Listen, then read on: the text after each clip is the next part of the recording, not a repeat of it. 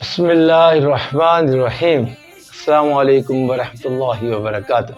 The get of guidance کی طرف سے امت مسلمہ کی تاریخ قسط نمبر 17 میں آپ کو خوش آمدید کہتے ہیں۔ آج کا موضوع ہے کعبۃ اللہ کی تعمیر پر اللہ عز و جل کے انعامات۔ کیا آپ کو معلوم ہے کہ سب سے پہلے کعبۃ اللہ کس نے تعمیر کیا تھا؟ ہم نے قسط نمبر 15 میں سوالوں کے جواب کمنٹس میں لکھنے والوں کے نام کا ذکر کرنا تھا۔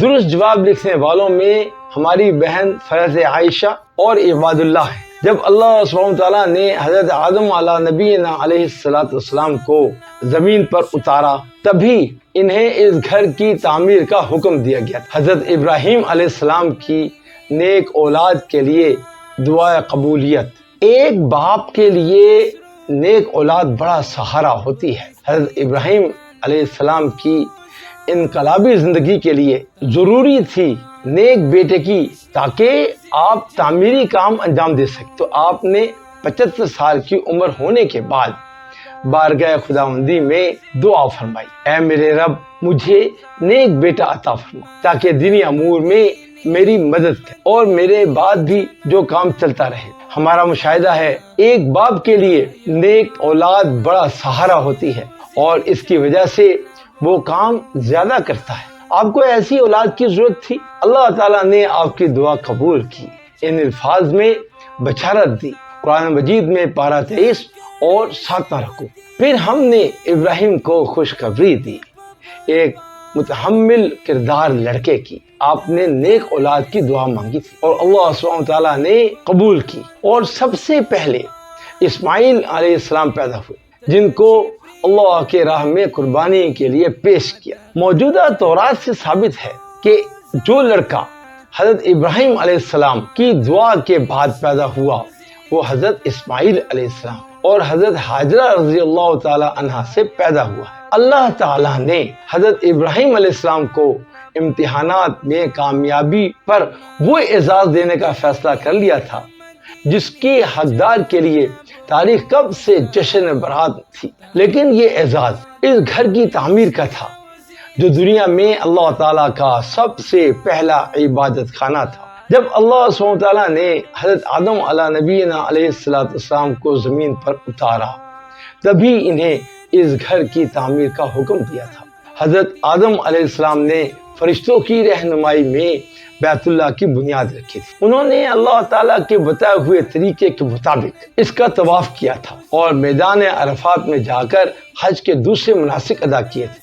اس کے بعد ایک مدت تک یہ عمارت خانہ کعبہ کی اللہ کی توحید کے زمزموں سے آباد رہی۔ حضرت نوح علیہ السلام کے زمانے میں طوفان آیا تو بیت اللہ کی عمارت اٹھا لی گئی اور بنیادیں باقی رہ گئی۔ زمانے کے گزرنے کے ساتھ ساتھ ان بنیادوں پر بھی ریت کے تودے کھڑے ہو گئے اور کعبہ بالکل اوجھل ہو گیا۔ اللہ سبحانہ تعالیٰ نے یہ اعزاز حضرت ابراہیم علیہ السلام کو بخشا کہ بیت اللہ کو ان کے اور ان کے بیٹے کے ہاتھوں ایک بار پھر سے اس طرح تعمیر کرایا کہ قیامت تک اس کی عظمت توقیر کا چہرہ رہے۔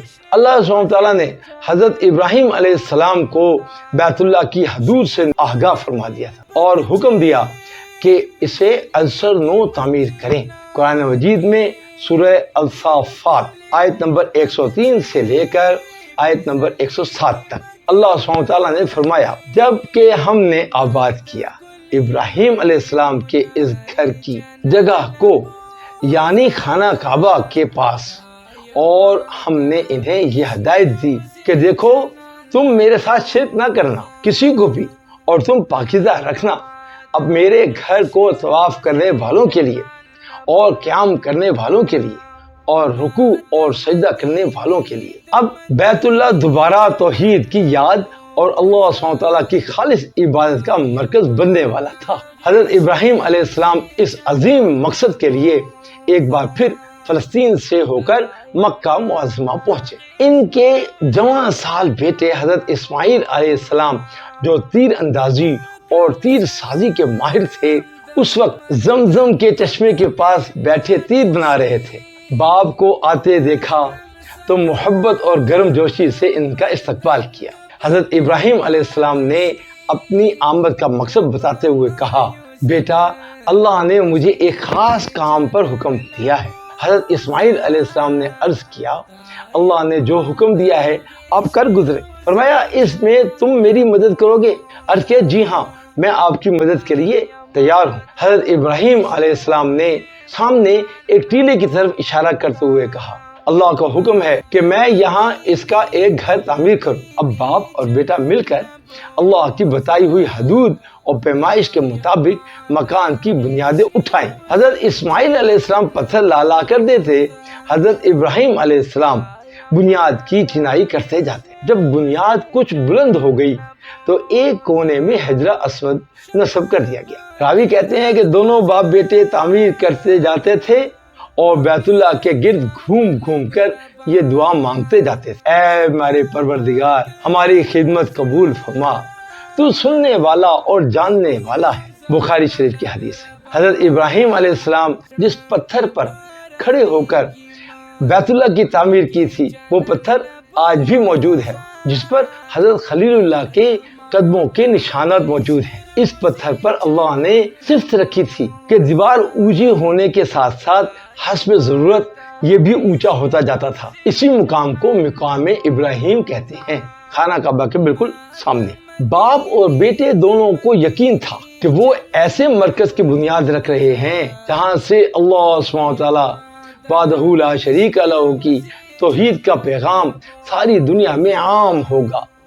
ٹوٹے ہوئے دلوں میں، باہمی متنفر گروہوں میں، بھٹکے ہوئے لوگوں میں اور بکھری ہوئی قوموں کو ایک نقطہ توحید پر جمع کریں گے۔ یہ وہ سینکڑوں ملتوں اور ہزاروں فرقوں کو مجتمع کر کے امت واحدہ کا مقام عطا کرے گا۔ مقصد کی اس بلندی کے پیش نظر باپ اور بیٹا دونوں کعبہ کے گرد گھومتے، طواف کرتے اور اللہ کی بارگاہ میں یہ دعا کرتے تھے۔ سورہ بقرہ کی آیت نمبر 127، اے ہمارے رب ہم سے قبول فرما، بے شک تو خوب جاننے والا اور سننے والا ہے۔ جب تعمیر کعبہ مکمل ہو گئی تو انسانی تاریخ کے ان دو عظیم پیغمبروں نے یہ دعا کی، جو اپنے زمانے میں دنیا کے آخری رسول صلی اللہ علیہ وآلہ وسلم اور آخری امت کے خاص نسبت عطا ہونے کی التجا لیے ہوئے ہیں۔ سورہ بقرہ کی آیت نمبر 129، اے ہمارے پروردگار بھیج ان میں ایک رسول جو انہی میں سے ہو، جو تلاوت کرے ان کے سامنے تیری آیتیں اور انہیں تعلیم دے کتاب و حکمت کی اور انہیں پاکیزہ کرے، بے شک تو زبردست ہے حکمت والا۔ اور دعا قبول ہوئی۔ آخری نبی کا اولاد اسماعیل سے ہونا طے ہو گیا۔ اس کے ساتھ ہی یہ بھی فیصلہ ہو گیا کہ نسل اسماعیل میں ہی ایک نبی آئے گا جو ایک ہو کر بھی سب سے فائق ہوگا، جس کے ہاتھ پر دنیا کی تاریخ کا سب سے بڑا انقلاب ظہور ہوگا۔ حضرت ابراہیم علیہ السلام جب تعمیر بیت اللہ سے فارغ ہو گئے تو اللہ تعالیٰ کے دربار میں عرض کیا، یا اللہ میرے لیے کیا حکم ہے؟ حکم ہوا اب آپ حج کا اعلان کر دیں۔ یہ حکم سن کر ابراہیم علیہ السلام نے عرض کیا، یا باری تعالیٰ میری کمزور آواز کہاں تک پہنچے گی، کتنے لوگ سنیں گے؟ اللہ سبحانہ تعالیٰ کی طرف سے جواب ملا، ہمارے حکم کی تعمیل کرنا آپ کا کام ہے۔ قرآن مجید کا پارہ نمبر 17 اور رکوع نمبر 11، اور لوگوں میں حج کے فرض ہونے کا اعلان کر دو کہ وہ تیری طرف پاپیادہ چلے آئیں گے، اور ان دبلی دبلی اونٹیوں پر سوار ہو کر بھی جو دور دراز کا راہ طے کر کے پہنچتی ہیں، تاکہ پہنچیں اپنے فائدے کی جگہ پر۔ چنانچہ حضرت ابراہیم علیہ السلام نے اللہ سبحانہ تعالیٰ کے حکم ملتے ہی جبل ابی قبیس پہاڑی کی ایک چوٹی ہے، وہاں سے اعلان کیا۔ در منصور کی حدیث میں ہے کہ جس نے اس آواز پر خواہ وہ پیدا ہو چکا تھا یا عالم اربا میں تھا، اس وقت لبیک کہا حج ضرور کرتا ہے۔ جس نے 2 مرتبہ لبیک کہا وہ 2 مرتبہ حج کرتا ہے، اور اسی طرح جس نے جتنی مرتبہ لبیک کہا اتنے ہی حج اس کو نصیب ہوتی ہے۔ اولیات ابراہیم علیہ السلام یعنی کہ وہ چند باتیں جو سب سے پہلے حضرت ابراہیم علیہ السلام سے شروع ہوئی۔ حضرت ابو ہریرہ رضی اللہ تعالیٰ عنہ سے روایت ہے، سب سے پہلے مہمان نوازی سنت ابراہیمی آپ علیہ السلام سے شروع ہوئی اور سب سے پہلے مونچھیں کٹوائیں، سب سے پہلے سر میں بڑھاپے کے آثار نمایاں ہوئے، سب سے پہلے آپ نے ناخون کاٹے اور سب سے پہلے ختنہ کی، سب سے پہلے پاجامہ پہنا اور سب سے پہلے سر کے بالوں میں مانگ نکالی، سب سے پہلے اسرے سے زیر ناف بال صاف کیے، سب سے پہلے منبر پر خطبہ دیا، فوجی لشکروں کے لیے میمنا، میسرا لقب نام سب سے پہلے رکھے اور سب سے پہلے جھنڈے پر پرچم لگایا، سب سے پہلے کمان بنائی، سب سے پہلے معانقہ کیا، سب سے پہلے سرید آپ نے تیار کیا۔ آپ علیہ السلام کی اولاد میں سب سے بڑی بیوی حضرت سارہ رضی اللہ تعالیٰ عنہا تھی اور ان سے حضرت اسحاق علیہ السلام پیدا ہوئے۔ اس وقت ابراہیم علیہ السلام کی عمر تقریباً 100 سال ہو چکی تھی اور حضرت سارہ رضی اللہ تعالیٰ عنہا کی عمر تقریباً 95 سال یا 99 سال تھی، اور چھوٹی بیوی حضرت حاجرہ رضی اللہ تعالیٰ عنہا جو حضرت اسماعیل علیہ السلام کی والدہ تھی، یہ دوسری بیوی تھی۔